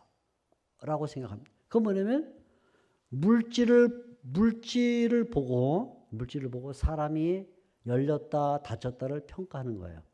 똑같이 오늘날 왜 사람들이 가정에서 모일 수 없는가? 왜 가정에서 효도하고 어른들을 공경하는 것이 점점 줄어드냐면 물질이 그렇게 됐기 때문에 어떤 물질이냐면 집 구조가 그렇게 우리를 만들고 있어요. 집 구조. 집 구조란 뭐 대부분 오늘날 사람들이 아파트를 사니까 아파트를 예를 들면 아파트를 사면 딱 엘리베이터를 타고 올라가면 엘리베이터는 옛날에 그나마 또 복도식이었으니까 복도식. 엘리베이터 하나 타고 그래도 한 줄에 6, 7 가구가 살았어요. 지금은 그런 집 별로 안 져요. 아파트 타고 올라가면 고작 해봐야 양쪽에 2집밖에 안 살아. 2집. 그러니까 그 2집밖에 안 사는 예를 들어 10층에 누가 살거든 10층에 밖에 안 사는데 그만 11층에 사는 사람이 잘못 눌러 거기 내리면 10층 사는 사람이 나와서 누구세요? 여기 뭐 하세요? 하고 의심의 눈초리로 봐요. 뭐냐면 누가 자기 집 앞에 얼씬거리는 걸 좋아하지 않는 시대라 그 말이에요. 문을 열고 들어오면 더 그렇죠. 집에 들어가면 옛날에 저희가 자랐을 때만 해도 보릿고개 감자고개 시대였으니까 큰 방에 아버지 어머니 뭐 형님 누님 해갖고 7, 8명 되는 식구가 다 같이 잤어요. 그죠? 그러니까 밥을 뭐 먹는지 몇 시에 일어나는지 다 알아요. 지금은 다 방이 다 나눠져 있어가지고 그죠? 제가 저 방에 들어가서 문 잠그고 있으면 뭐 하는지 알 수 없는. 그러니까 이 물질이 우리를 간격을 떨어놓고 사람이 오는 걸 싫어하게 만드니까 그 물질에서 자꾸 영향을 받은 성도들도 결국 목사님이나 누가 신방한다 그러면 그때 뭐 신방을 오나 하는 정신의 영향을 받고 말았다. 그러니까 우리는 지금 그걸 돌이킬 수가 없어요. 왜냐하면 다 그런 집에 살고 있기 때문에. 그런 물질을 쓰고 있기 때문에 이런 강대상을 쓰고 있으니까 나무 탁자로 못 들어가는 시대가 되고 말았어요. 그러면 어떡하냐? 자포자기 그래 이제 안 돼. 그건 아니죠. 그래서 대안책으로는 결국 집으로 신방하는 걸 싫어하게 한다고 해서 신방을 끝나는 게 좋은 게 아니라 그러면 어떻게 하든지 집에서 나올 수 있는 방법을 찾아줘야 된다. 집에서 해야 되는 거죠. 어떤 교회가 어떤 방식을 쓰든지 간에 집 밖에서 자꾸 만나는 것을 주선해서 가능하면 교회에서 만나는 쪽으로 끌어가지 않으면 안 된다. 이제는 어떡할 수 없어라고 주저앉을 수 없다 그 말이죠. 그러니까 앞으로도 오늘날 한국교회뿐만 아니라 세계 모든 교회가 다 똑같은 문제, 이 물질 세계에서 사상이 감염받는 것 똑같은 이 상황이 있기 때문에 그것을 타개하기 위해서는 우리 스스로가 우리 시대를 잘 점검하고 그걸 이겨나가기 위한 방도를 자꾸 찾아낼 수밖에 없다. 그런 말씀을 드리고 싶어요. 네. 또 다른 질문? 네.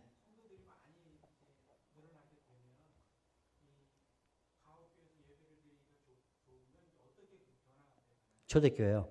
초대교회는 지금 말씀드린 것처럼 이런 아까 이런 집은 사실은 많이 들어가야 40명이 들어가는 집입니다. 40명. 그러니까 지붕이 이렇게 견고하게 생긴 이런 건물은 아까 얘기한 대로 연회실, 그러니까 거실에 한 9명 정도 들어가 나머지 마당까지 들어가고 작은 방까지 들어가봤자 많이 들어가야 40명밖에 못 들어갑니다. 그런데 이런 집 가운데 어떤 집은 2층 구조를 가진 집이 있어요. 똑같은 구조인데 층이 하나 더 올라가는 집은 아까 마리아의 집 같은 경우는 120명이 모였다 이렇게 말할 때는 아마 2층 구조였을 것이다 이렇게 우리가 추정을 하는데 그럴 때는 좀 더 많이 들어가겠죠. 그러나 그게 최대 인원이죠. 그래서 바로 초대교회는 한 집에 사람이 포화 상태가 됐다 그러면 바로 나눠졌어요. 아까 베드로가 마리아의 집에 찾아갔을 때 야고보는 다른 곳에 있었더라는 그 말은 결국은 더 이상 한 집에 있을 수가 없다는 얘기가 되는 거죠. 그러니까 굉장히 순조롭게 나눠진 거죠. 순조롭게. 왜냐하면 집 때문에 더 들어갈 수가 없는데 여기 200명을 둘 수는 없으니까 어쩔 수 없이 나눌 수밖에 없었다. 그러니까 초대교회 이상은 바로 거기에 우리한테 굉장히 좋은 어떤 인사이트를 준다. 그죠? 그러니까 우리는 지금 막 교회가 막 부흥해갖고 더 이상 들어갈 수 없는데도 끝내 부흥하고 그 다음에 뭐 하냐면 그 집 부시고 새로 짓고 이렇게 할 생각부터 하잖아요. 근데 초대교회는 처음부터 그런 생각이 없으니까 부흥했다. 그럼 나눠지는 거지. 아주 간단했죠. 그래서 예루살렘에도 그러니까 우리가 예를 들어 그럼 고린도에도 대략 고린도 전서만 갖고도 추정을 해도 한 4개 정도의 교회가 있었을 것이다. 로마에는 아마 10개 정도의 교회가 있었을 것이다. 이렇게 에베소에도 한 3개, 4개 교회가 있었을 이렇게 추정을 해요. 본문 연구를 해보면. 그러니까 초대교회는 인원수가 넘치면 바로 나눠졌다 하는 것이죠. 굉장히 좋죠. 그러니까. 네. 좋은 질문이었어요. 네.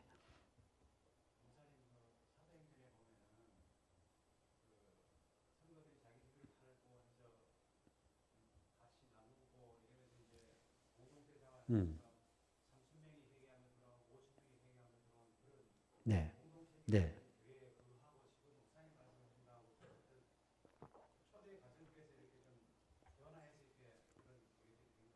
네. 그러니까 이제 사도행전 2장에 나오는 3,000명이 회개했더라. 뭐 이런 내용들은 사실은 예루살렘에 살고 있는 사람들이 그 3,000명이 다 예루살렘에 살고 있던 사람들이 아니고 그때는 오순절에 세계에 흩어져 있던 유대인들 가운데 오순절을 지키러 온 사람들이 모여있다가 복음을 받은 거죠. 그러니까 실제적으로는 당시 6월절 이런 6월절이나 초막절, 오순절 이런 때를 만나면 유대인들이 1년에 3번 예루살렘에 오는데 그 당시에 예루살렘의 인구가 고작해야 4만 주위까지 넓혀봐서 4만 5만도 안 됐어요. 굉장히 적은 수예요. 그런데 이런 절기를 만나면 그거보다 대략 10배 정도의 사람이 왔어요. 그러니까 사람들이 이제 뭐 예수님처럼 여관이 없어서 마국간에도 자야 되는 이런 필요한 일들이 벌어졌는데 오순절 때는 이미 사람들이 많이 와 있었기 때문에 그들 가운데 일부가 믿은 게 3,000명이 믿은 거죠. 그 사람들은 다 예루살렘 사람들이 아니고 순례객들이었기 때문에 그 중에 일부는 예루살렘에 남았겠지만 대부분의 사람들은 다 자기가 온 그 지역으로 다시 돌아갔다 이렇게 봐야 돼요. 그러니까 예루살렘에는 사실 3,000명, 5,000명이 신자가 있었다 이렇게 보면 안 되는 거죠. 그리고 오히려 다 돌아가고 본래 예루살렘 사람들 가운데 남아있는 신자들이 이루어진 게 대표적으로 베드로, 마리아의 집 이런 집들이 있었다 이렇게 보니까 그 수용 인원은 충분했을 것이다. 이렇게 짐작을 하는 거죠. 그래서 우리가 성경에서 이제 막 회개인 운동, 붕의 운동이 일어나서 많은 사람들이 신앙을 갖게 됐다고 할 때, 야, 그 사람들이 다 모여갖고 이제 다 어디에 모였을까? 그죠? 3,000명. 지금도 3,000명 엄청 많은 숫자인데 3,000명 어디에 모였을까? 이렇게 궁금해하는데 대부분 다 돌아갔다고 생각하시면 됩니다. 감사합니다. 네, 좋은 질문이셨습니다.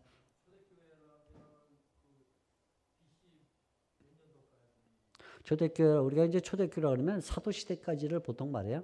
사도시대란 말은 60년 정도. 그러니까 보통 사도 베드로와 사도 요한이 순교한 것을 64년에서 68년 이렇게 봅니다. 네로 황제 때. 그리고 마지막까지 오래 살아남은 사도는 사도 요한. 사도 요한이 95년 또는 96년까지 살아남았다고 우리가 봐요. 그러니까 베드로와 사도 바울이 순교한 이후에도 한 30년 정도 더 살은 사람이 이제 사도 요한인데 대부분의 사도들은 그 전에 이미 다 순교를 당하죠. 대표적으로 야고보가 제일 처음에 이제 순교를 했고 그래서 초대교회라 그러면 대략 사도 시대 그러니까 길면 요한이 95년까지 살았으니까 90년까지 한 100년까지 짧으면 한 60년까지. 제가 지금 얘기하는 것은 대체적으로 한 60년 정도까지를 이제 얘기를 하는 것입니다. 그렇게 보면 좋죠. 예.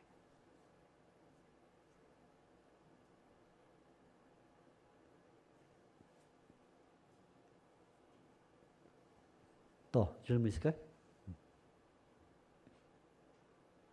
이제 이 강의는 오늘밖에 없으니까 오늘 질문 안 하면 다시는 이제 기회가 없습니다. 물론 뭐 사석에서 만나서 질문할 수 있지만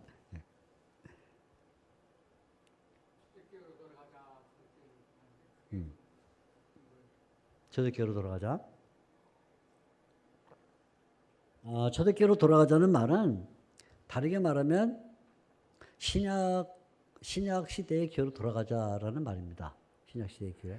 신약 시대의 교회로 돌아가자는 말은 사도들이 살았던 시대의 교회로 돌아가자라는 말인데 초대교회로 돌아가자는 말 속에는 좋은 점도 들어있고 나쁜 점도 들어있어요. 첫째, 좋은 점을 먼저 말씀드리면 초대교회는 분명히 복음이 왕성하게 전파가 됐습니다. 아까 말한 것처럼 천국을 향한 지향성이 굉장히 강했고 또 어떻게 하든지 복음을 전하려고 했고 이런. 그래서 초대교회 돌아가자는 말 속에는 교제와 나눔과 복음 전도와 사랑과 그런 것들이 잘 나타나 있으니까 초대교회 돌아갈 때는 굉장히 좋은 면이 들어있죠. 그리고 초대교회 돌아가야 되죠. 그런 점에서는. 그러나 나쁜 점, 초대교회로 돌아가자라는 말 나쁜 점도 있어요. 왜냐하면 초대교회는 오늘날 현대교회가 가지고 있는 모든 문제를 다 갖고 있었어요. 초대교회는 이상적인 교회가 아니었어요. 현실적인 교회였어요. 예를 들면 고린도 교회를 보면 거기에는 갈등도 있고 그죠? 분파. 거기는 음행 사건도 있고 재정 문제도 들어있고 거기는 부활을 믿지 못하는 사람도 들어있었고 은사 때문에 혼란도 일어났고 초대교회는 우리와 다른 교회가 아니라 우리하고 똑같은 교회예요. 우리가 가지고 있는 모든 문제를 벌써 다 갖고 있었어요. 그러니까 초대교회로 돌아가자 그 말은 계속 문제 많은 교회로 돌아가자 이런 말로 들을 수 있죠. 그러니까 초대교회로 돌아가자라고 말할 때는 혹시 표현을 초대교회로 돌아가자 이렇게 쓸 때는 항상 마음속에 좋은 의미의 초대교회로 돌아가자 이렇게 생각을 해야 돼요. 그냥 무작정 초대교회로 돌아가면 다 싸워. 다 재정 문제 일어나고 다 분당 일어나고 그러니까 언제나 괄호 안에 마음속에 좋은 의미의 구할 때는 초대교회로 돌아가자 해야 되는 거죠. 그러면 거기는 말씀이 있고 기도가 있고 구제가 있고 사랑이 있고 복음 전도가 있고 바로 그거로. 그래서 저는 가능하면 초대교회로 돌아가자라는 구호를 안 쓰는 게 좋겠다. 그냥 예수님을 잘 믿자. 그게 낫지. 차라리. 왜냐하면 초대교회로 돌아가자는 말 속에는 이중적인 의미가 들어있으니까. 그죠? 그러니까 초대교회로 잘못 돌아가면 큰일 나는 거죠. 그런 성격을 가지고 있습니다.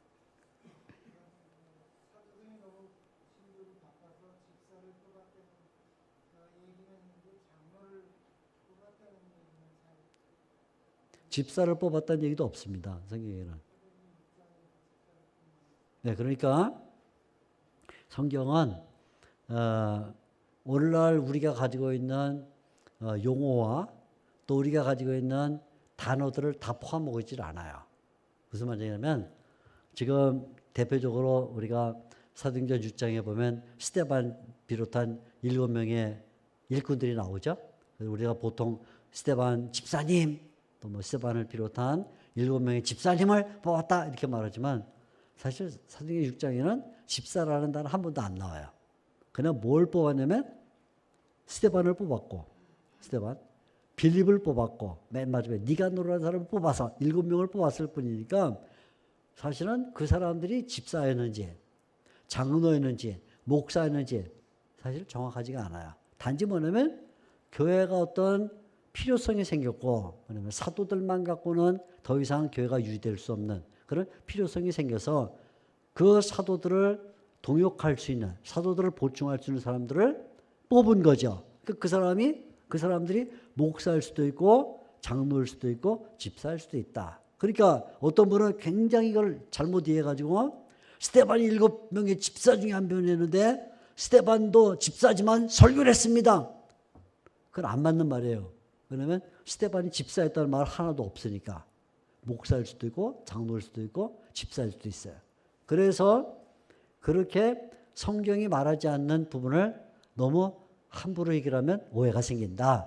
동시에 우리가 가지고 있는 이런 그런 그 용어들이 선출과 관련돼서 나오는 경우는 아주 드물게 있어요. 대표적으로 디모데 전서 우리 잘 알죠? 거기 보면 감독을 뽑을 때 이렇게 해라, 집사를 뽑을 때 이렇게 할 때는 분명히 집사라는 용어가 나와요. 그러니까 성경에 의하면 교회는 세 가지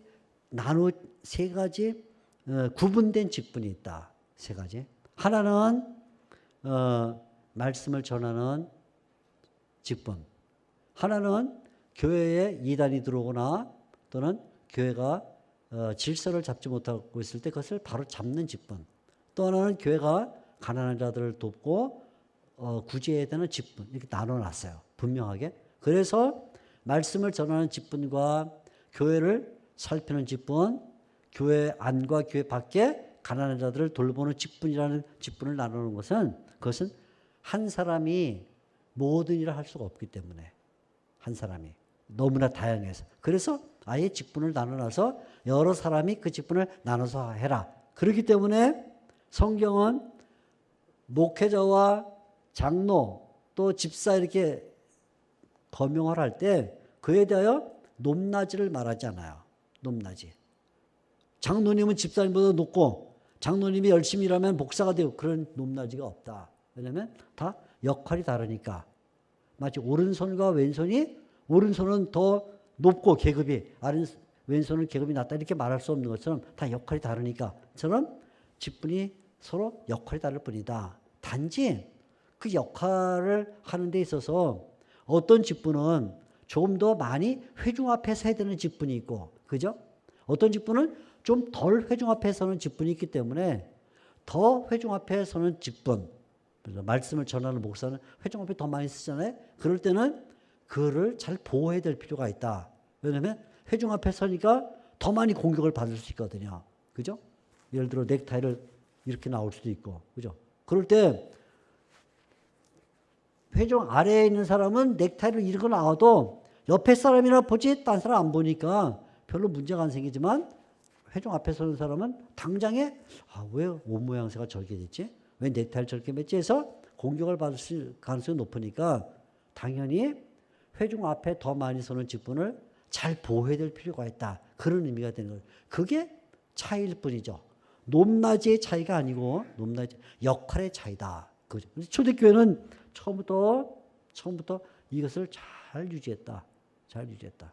그리고는 직분을 잘 보호해서 그 직분들이 자기가 맡고 있는 것을 충실하게 감당할 수 있도록 보호해줬다. 이게 중요할 뿐인 거죠. 그러니까 우리가 장로를 뽑았다, 아니면 뭐 집사를 뽑았다라는 말이 매우 드물게 나오지만, 그러나 그 가운데서도 분명 원칙을 발견할 수 있다. 이런 말씀을 드릴 수 있습니다. 또 질문 있을까요? 네, 잠깐만. 교회를 건물을 지어갖고 모이기 시작한 기록이랄까요? 처음 나오는 기록이랄까? 그리고 목사의 가운 이것의 우선 건물로 이제 교회가 짓기 시작한 것은 대략 처음에 나오기 시작한 이제 한 250년 경부터 이제 나옵니다. 아주 드물게. 다가 300년 넘어가면서부터는 이제 많이 나오기 시작했어요. 그렇게 나온 건물은 어떻게 생겼냐면 주로 천장이 이렇게 천장이 둥근 이렇게 나오는데, 그런 건물을 가리켜서 바실리카 이렇게 불렀어요. 바실리카. 그래서 초대교회가 지나고 250년 정도에서부터 아주 처음으로 몇 개 바실리카가 생기다가 300년 넘어가면 로마 제국이 기독교를 공인화했습니다.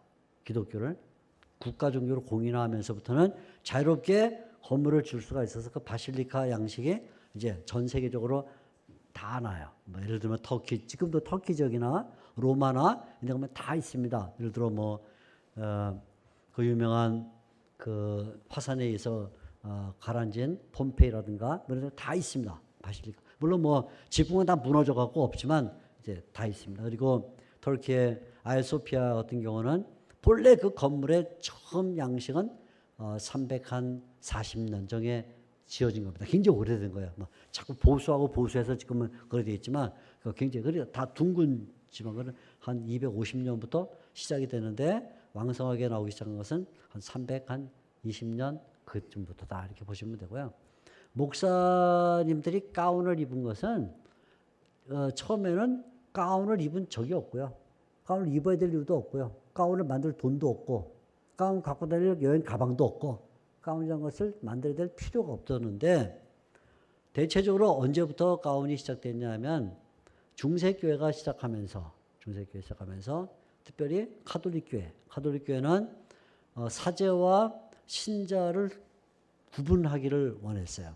신자. 아까 제가 성경에서는 높낮이가 없다 이렇게 말해서, 성경은 엄격히 말하면 목회자와 평신도 이런 구분이 없어요. 성경은 그런 구분을 갖지를 않아요. 단지 구분은 말씀을 전하는 사람, 말씀을 듣는 사람, 이런 구분만 있지, 그 외에는 이 사람은 말씀을 듣는 사람, 평신도, 말씀을 전하는 사람은 목회자, 그런 구분이 없어요.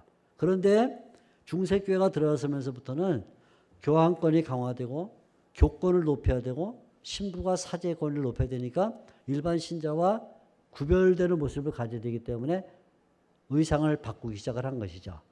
가운을 입었단 말이에요. 그러니까 그런데 종교개혁을 하면서 종교개혁자들은 그에 대해서 상당히 비판을 했어요. 가운을 입는 것에 대해서. 그럼에도 불구하고 종교개혁자들도 가운을 입었어요. 종교개혁자들 가운을 입은 이유는 카톨릭교회가 가운을 입은 것과 달라요. 카톨릭교회는 왜 가운을 입었냐면 평신도와 목회자를 구분하기 위해서. 우리가 사제는 또 높다, 사제는 평신도와 다르다, 그걸 보기 위해서 가운을 입었다면, 종교개혁자들이 가운을 입은 것은 옷이 너무 남루해서. 그러니까 아까 얘기했죠? 더 회중 앞에 많이 서는 직분이 있다 그랬어요. 그죠? 더 회중 앞에 많이 서는 직분은 설교하는 사람이 많이 쓰잖아요. 근데 설교하는 사람이 회중 앞에 섰는데 거의 똑같은 남날 옷을 입고 있으니까 회중들이 바라볼 때 민망하고 또 그에 대한 애처로움과 그런 것들이 들어가기 때문에 가운을 입음으로써 평상복을 가린 것이죠. 그러니까 카톨릭교회는 교권 강화를 위해서 가운을 입었다면 종교개혁자는 단지 의상의 문제 때문에 가운을 입었다 하는 것이죠. 그래서 그 이후로부터도 대체적으로 개신교에 속해 있던 목회자들이 가운을 입은 까닭은 이유가 높낮이 때문이 아니고 높낮이 때문이 아니라 그것은 의상의 차이 때문이다 하는 것이죠. 그러니까 오늘날도 우리 합신교단은 이제 그냥 목사님들이 가운을 안 입고 평상복을 입고 설교를 하는데 평상복을 입고 설교하는 것이 제일 좋습니다. 근데 평상복을 입고 설교를 하면 어떤 문제가 생기냐면 고약한 경우가 있어요. 어떤 경우냐면 목사님이 양복이 한 벌밖에 없을 경우 봄, 여름, 가을, 겨울 할 때 성도들이 보면 목사님이 검은 겨울 양복을 삼복더위도 입고 나와서 땀을 찔찔 흘리면서 설교를 하니까 아유 왜 목사님이 저렇게 땀을 흘리지? 이런 문제가 생긴다 그 말이죠. 아시겠죠? 또 어떤 분은 좀 목사님 가운데도 좀 예술적 감격이 있는 분도 있잖아요. 솔직히 말하면 그런 분들은 또 넥타이도 막 알록달록한 거 자꾸 바꿔 입고 나오니까 청중들이 볼 때 아, 우리 목사님은 정말 넥타이가 컬러풀해 하고 설교를 안 듣고 오늘은 무슨 넥타이 메고 나오실까? 거기 관심 가지니까 별로 안 좋죠. 그러니까 그런 경우에는 가운을 입어서 단벌 신사인 시골의 가난한 교회 목사님이 그것을 가운을 입으면 가려지니까 또 목사님 가운데 좀 성격이 상당히 뭐 야하고 컬러풀한 걸 좋아하는 목사님들이 가운을 입으면 게 가려지니까 그런 의미 정도는 용납할 수 있겠다. 그러나 그 외에는 혹시라도 가운을 입으면 뭐 그에도 권위가 있고 가운 입고 저도 제가 섬기던 교회에 장로들 가운데 한두 분이 그런 분이 있어요. 저도 합신교단 목사니까 설교를 할 때 늘 그냥 평상복을 입고 그냥 보통 정장 수트를 입고 이제 설교를 하는데 어떤 장로님이 어느 날 저한테 찾아오셨어요. 저 목사님 일반 설교할 때는 주일날 그렇게 그냥 정장을 하더라도 성찬식하는 날만큼은 그래도 가운을 입어야 되는 거 아닙니까? 그분이 그러셨어요. 그래서 제가 왜 그렇습니까? 그러니까 그래도 성찬식인데 그래도 성찬식인데 그래서 제가 몇 번 입었어요. 왜냐하면 그분은 그래도 성찬식에는 가운을 입어야 된다고 생각하는 분이기 때문에 제가 입어줘야 예의가 돼서 몇 번 입어줬습니다. 그건 또 안 입었죠. 그렇죠? 그분에게 제가 예의를 차린 거죠. 그러니까 가운은 별 의미가 없다. 단지 가운을 입어야 될 필요가 있다면 지금 얘기한 것처럼 목사님이 옷이 너무 남루하거나 또는 너무 뭐 이런 문제가 있을 때 그걸 가리는 용도로 이런 입을 수 있다. 그 외에는 의미가 없다. 그죠? 네, 좋은 질문이었습니다.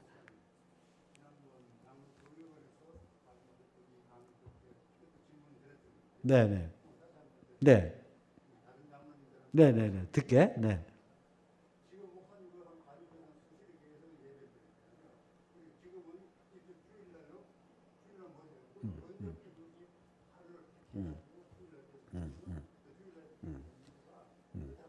네.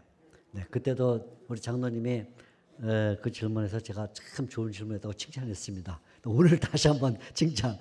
굉장히 좋은 질문. 그러니까 언제부터 주일을 우리가 주일 예배를 중요하게 얘기하느냐. 주일 지키는 것. 주일 지키는 것은 초대교부터 지켰어요. 제가 그때도 얘기했는데 그러나 변천이 좀 있습니다. 변천. 어떤 변천이냐면 자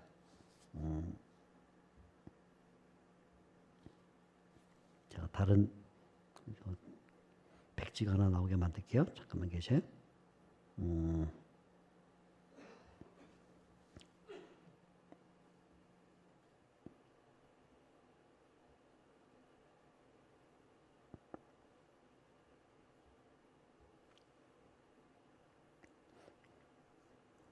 좀 써드리는 게 아마 유용할 것 같은데요.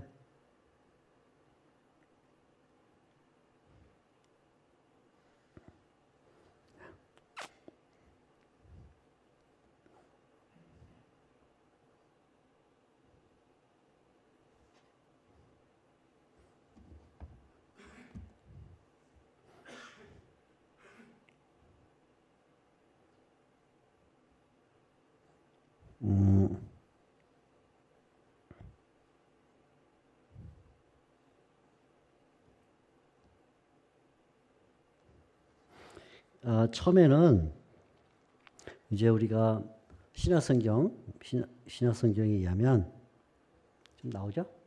이쪽에 네, 신약성경에 의하면 세 가지 날이 있었습니다. 세 가지 날. 첫째는 평일이고요. 평일. 두 번째는 안식일이 있습니다. 안식일. 그 다음에는 주일이 있습니다. 신약 시대에는 세 가지 날이 있었다. 평일과 안식일과 주일이 있었는데 평일과 안식일의 관계는 구약 시대에 하나님께서 엿새 동안을 힘써 일하고 그리고 하나님이 안식하신 그날을 안식하라 하고 말한 바로 그 안식일이 엿새와 하루의 관계로 안식일이 있었습니다. 이렇게. 초대교회 신자들은 처음에는 이 엿새 동안 일하고 하루를 안식일로 지키라라고 말할 때 그걸 어떻게 받아들였냐면 안식일이 중요하다 이렇게 받아들인 게 아니에요. 안식. 어떻게 받아들이냐면 오히려 엿새가 중요하다 이렇게 받아들였어요. 엿새가. 엿새 동안 성실하게 살아야 그 합당한 조건으로 엿새 동안 성실하게 산 조건으로 안식일을 지키는 게 의미가 있다. 만일에 어떤 사람이 엿새 동안을 게으르고 사기치고 뭐 욕설하고 싸우고 엉망진창으로 살다가 안식일날 와서 하나님 앞에 양 끌고 와서 드리는 것은 의미가 없다. 그래서 하나님이 엿새 동안을 먼저 강조하신 다음에 엿새 동안을 정직하고 바르고 믿음으로 사는 걸 가지고 그 다음에 하루 안식일을 지키라 이렇게 생각해요. 그래서 초대교회 신자들은 구약의 잘못된 신자들, 구약에도 잘된 신자들을 생각했지만 잘못된 신자들과 뭐에서 구별을 하냐면 구약의 잘못된 신자들은 안식일을 지켜느라고 평일을 잃어버렸어요. 구약시대. 그런데 신약시대에는 거꾸로 올바른 신자들이 어떻게 생각했냐면 평일을 잘 지켜야 비록 안식일을 잘 지킬 수 있다 이렇게 생각을 했어요. 그래서 평일을 잘 지키는 데 온 힘을 기울였습니다. 그러다 보니까 특별히 사도행전이라는 성경을 보면 뭐라고 말하냐면 그들이 날마다 성전에 모이고 집에 모이기를 힘쓰더라. 사도행전 5장 42절 말씀을 그대로 암송해 드리면 그들이 날마다 집에 있든지 성전에 있든지 예수는 그리스도라 가르치기와 전도하기를 쉬지 하지 아니하리라 이렇게 되어 있어요. 5장 42절. 그 전에도 2장에도 날마다 계속 날마다라는 말이 나오는데 대표적으로 5장 42절 날마다 이 엿새 동안 이 날마다가 먼저 있어야 된다. 날마다. 그리고는 날마다 잘 지킨 사람들이 비로소 안식일을 중요하게 생각했는데 안식일을 중요하게 생각하던 사람들 사이에 새로운 깨달음이 생겨났어요. 그 깨달음은 뭐냐면 주님께서 오신 것은 율법을 완성하신 것인데 율법을 완성했다는 말은 제사법만 완성한 게 아니고 양을 드리고 소를 드리는 제사법만 완성한 게 아니라 성전 제도 자체를 완성한 것이고 성전 제도와 관련되는 예배와 관련된 모든 것을 완성하셨는데 거기에는 날도 완성해. 날. 그래서 처음에는 안식일을 지켰습니다. 초대교회 성도들도 사도행전 1장에 보면 감람산에서 마가의 다락방까지 돌아오는 게 안식일에 가기에 좋은 날이더라. 안식일이면 안식일을 굉장히 거룩하게 지켜. 어느 시점에부터 깨달음이 왔어요. 뭐냐. 예수님은 율법을 이뤘다고 말할 때 양을 드린 대신에 예수님 자신 드렸을 뿐만 아니라 날도 이루셨다. 그래서 안식일을 지키는 것보다 뭐냐면 안식일을 완성하신 예수님의 부활의 날을 지키는 것이 옳다라는 쪽으로 돌아서서 주일 쪽으로 돌아가기를 시작했어요. 자, 이 말은 뭐냐면 이 말은 바꿔 말하면 안식일에 대한 개념이 점점 희미해지기 시작했다. 그러나 그럼에도 불구하고 이들은 주일을 잘 지키려면 여전히 한 가지 조건이 필요한데 그건 뭐냐면 옛날 안식일을 지킬 때와 똑같이 뭐를 먼저 해야 되냐면 평일을 잘 지켜야 돼요. 평일을 잘 지키지 않으면 그러면 안식일을 지키는 게 의미 없었던 것처럼 평일을 신자로서 성실하게 살아가지 않으면 주일을 지키는 것도 의미가 없다. 그래서 초대교회 신자들은 어떤 면에서 보면 주일을 지키는 것보다 평일을 지키는 것을 더 중요하게 생각했다. 그 말입니다. 그런데 드디어 사도행전이 이제 6장 끝나고 6장 끝나면 이제 아까 얘기한 대로 스데반 등등 이런 사람들을 세우는데 복음이 확산되기 시작했어요. 8장 되면 사마리아 사람들에게 복음이 전파되고 11장 가면 안디옥에 전파되고 13장 가면 처음으로 사도 바울과 바나바를 선교사로 보내기 시작하면서 복음이 팽창이 됐어요. 팽창이 되니까 그 전까지는 교회가 한 마을에 그죠? 가정집 하나에서만 모이면 됐어요. 40명 들어가는 교회 40명만 들어가면 됐다 그 말이에요. 그런데 복음이 확산되면서 공간도 작아졌지만 40명 들어가는 공간도 작아졌지만 지역도 넓어지게 되다 보니까 드디어 날마다 모이는 일이 불가능하게 됐어요.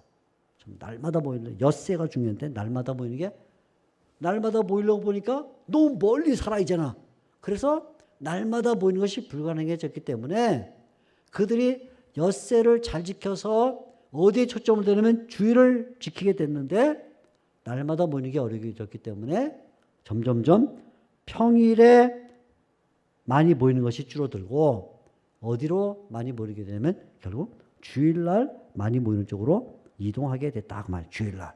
그래서 오늘날은 주일이 결국은 평일날 모이는 것에 대한 대표적인 역할을 하게 됐다. 그런 얘기예요. 주일이. 그러니까 오늘날 우리가 주일을 열심히 지키자 그러고 말하는 그 말은 바꿔 말하면 평일을 잘 살아야 된다라는 말을 이미 내포하고 있는 것이죠. 그러니까 다시 간단히 말씀드리면 신약 성경 시대는 세 가지 날이 중요했다. 평일, 안식일, 주일이었는데 주일은 조금 늦게 깨달아졌고 먼저 평일과 안식일의 관계에서 평일을 잘 지켜야 안식일이 의미가 있다고 생각했는데 어느 날부터 주님께서 부활하신 그 부활의 날이 율법을 이룬 날이라 안식일을 대체하는 날로 변화되면서 주일을 강조하게 됐다. 그러나 주일을 강조하게 됐지만 그렇다고 해서 엿새의 삶을 포기한 게 아니라 엿새가 있어야만 안식일이 의미가 있는 것처럼 엿새가 있어야만 주일이 의미가 있게 됐다.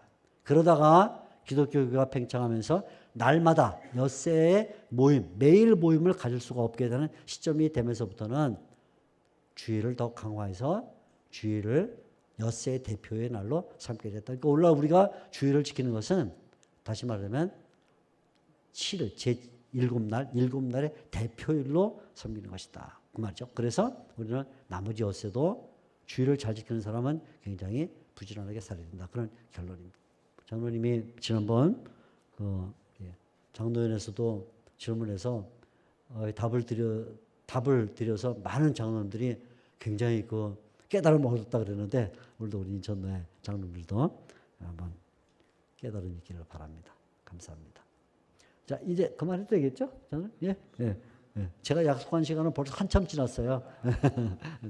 네, 감사합니다. 그러면 우리 장로님들 또 각 교회 돌아가셔서 오늘 제가 말씀드린 이 초대교회 이상, 가정집에 모였다가 이상이 아니고 가정집에 모였다는 것이 어떤 교훈을 주는 것을 기억을 해서 여러분 교회에서 더 잘 활용해서 큰 역사가 일어나기를 바랍니다.